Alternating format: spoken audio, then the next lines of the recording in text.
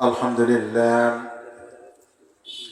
لله نحمده ونستعينه ونستغفره ونعوذ بالله من شرور أنفسنا من سيئات أعمالنا من يهدي الله فلا مضل له ومن يضلله فلا هادي له ونشهد أن لا إله إلا الله وحده لا شريك له وأشهد أن محمدا عبده ورسوله وقال تعالى إن الله وملائكته يصلون على النبي يا أيها الذين آمنوا صلوا عليه وسلموا تسليما اللهم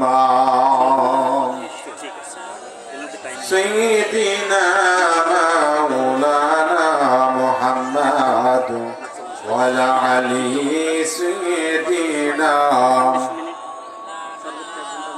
ওই খুঁটিহীন নীলাকাশ ভুবন মাঝে ওই খুঁটিহীন নীলাকাশ ভুবন মাঝে তুমি কুদরতি ইশারায় রেখেছো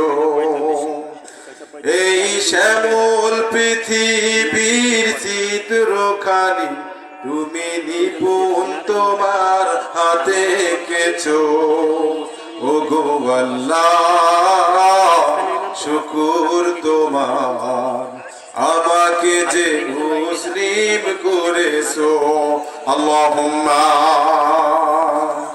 সাল্লি আলা সাইয়্যিদিনা মাওলানা মুহাম্মদ ওয়া আলা আলি সাইয়্যিদিনা শাফিঈনা মুহাম্মদ তুমি সাগরের বুকে দিলে কান্না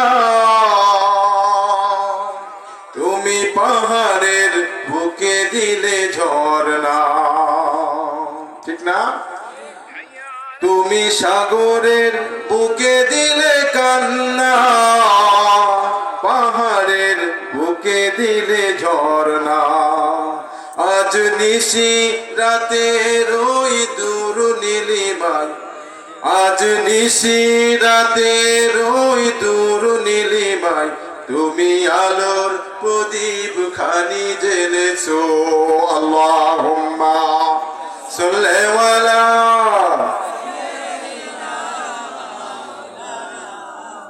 ওয়া আলা আলি সাইয়্যিদিনা আলহামদুলিল্লাহ সমস্ত প্রশংসা সেই মহান আল্লাহ সুবহানাহু ওয়া তাআলার যে মহান আল্লাহ সুবহানাহু ওয়া তাআলা শত ব্যস্ততার মাঝে আমাদেরকে একটা জান্নাতের বাগানে আসার এবং বসার তৌফিক দান করেছে। এই জন্য আমরা সকলে পড়ি আলহামদুলিল্লাহ। শত কোটি দুরূদ সেই মরুদ দুলাল আশরাফুল আম্বিয়া খাতামুন নবীন যার জন্য আমরা সকলে পড়ি সাল্লাল্লাহু আলাইহি সাল্লাম।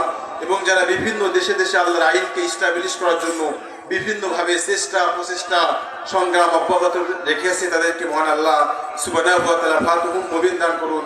সকলে বলুন আমিন। সম্মানিত উপস্থিতি, জীবন সমস্যার সমাধানে আল কোরআন। মহান আল্লাহ সুবহানাহু ওয়া তাআলা বলছেন যে মা ফাররাতনা ফিল কিতাবি মিন শাইইন। ঘোষণা কার কথা বলেন? আল্লাহ সুবহানাহু সূরা আনামের 38 নম্বর আয়াত আল্লাহ বলছে যে আমি এই কিতাবে কোনো কিছুই বাদ দেইনি। আমি এই কিতাবে কি কোনো কিছুই বাদ দেইনি। ব্যক্তিগত জীবনে আল কোরআন, ব্যক্তিগত কি বলেন? জীবনে আল কোরআন। আল্লাহ সুবহানাহু ওয়া তাআলা সূরা ইব্রাহিমের 1 নম্বর আয়াতে আল্লাহ জানাই দিচ্ছে আলিফ লাম র। এর অর্থ আল্লাহ সুবহানাহু ওয়া তাআলা ভালো জানে, এটা হরফে মুকাদ্দাতের অন্তর্ভুক্ত। আলিফ লাম র কিতাবুন আনজালনাহু ইলাইকা লিতুখরিজান নাসা মিনাজ জুলুমাতি ইলান নূর। এর অর্থ আল্লাহ ভালো জানেন, কিতাবুন আনজালনাহু ইলাইকা, আমি এমন কিতাব তোমাদেরকে দান করেছি যাতে করে আপনি, আল্লাহ রাসূলকে বলছে, যাতে করে আপনি মানুষদেরকে অন্ধকার থেকে আলোর দিকে নিয়ে যেতে পারেন। অন্ধকার থেকে কি কথা বলেন ভাইরা? মানে পৃথিবীতে আমরা কেউ বলি আমরা নিউটনের আদর্শ বিশ্বাসী, কেউ হেগেল, বিভিন্ন নাম বলি। আমি তাদেরকে বলতে চাই, পৃথিবীতে যদি আপনি মানুষের মতো মানুষ হতে চান, লাকাদ কানা লাকুম ফি রাসূলিল্লাহি উসওয়াতুন হাসানাহ, তোমাদের জন্য উত্তম আদর্শ আছে, পৃথিবীর কোনো নেতা নয়, পৃথিবীর কেউ নয়, তোমাদের জন্য উত্তম আদর্শ আছে বিশ্ব নবী। তার আদর্শ তোমরা গ্রহণ করো। তুমি কি জিরো থেকে হিরো হতে চাও? যদি চাও তাহলে বিশ্ব নবীর আদর্শ নাও, তাহলে তুমি জিরো থেকে হিরো হয়ে যাবে।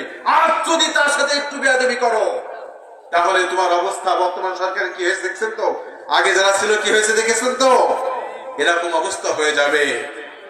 ভাইরা আমার, এই জন্য বাতিলের সামনে কখনো মাথা নত করা, রক্তের স্রোত বয়ে যাবে, তারপরও বাতিলের সামনে মাথা নত করা যাবে না।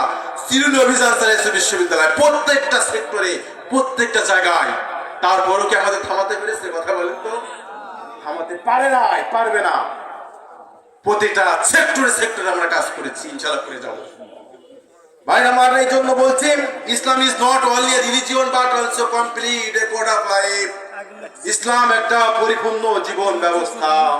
আল্লাহ সে কথা কোরআনে কোট করেছে, আল-ইয়াউমা আকমালতু লাকুম দীনাকুম ওয়া আতমামতু আলাইকুম নি'মাতি। তোমাদের জন্য তোমাদের জীবন ব্যবস্থা আমি আল্লাহ সুবহানাহু ওয়া তাআলা পরিপূর্ণ করে দিয়েছি। বলেন না সুবহানাল্লাহ। এরপরে বলছে পারিবারিক জীবনে আল কোরআন, পারিবারিক জীবনে কি বললাম কথা বলেন?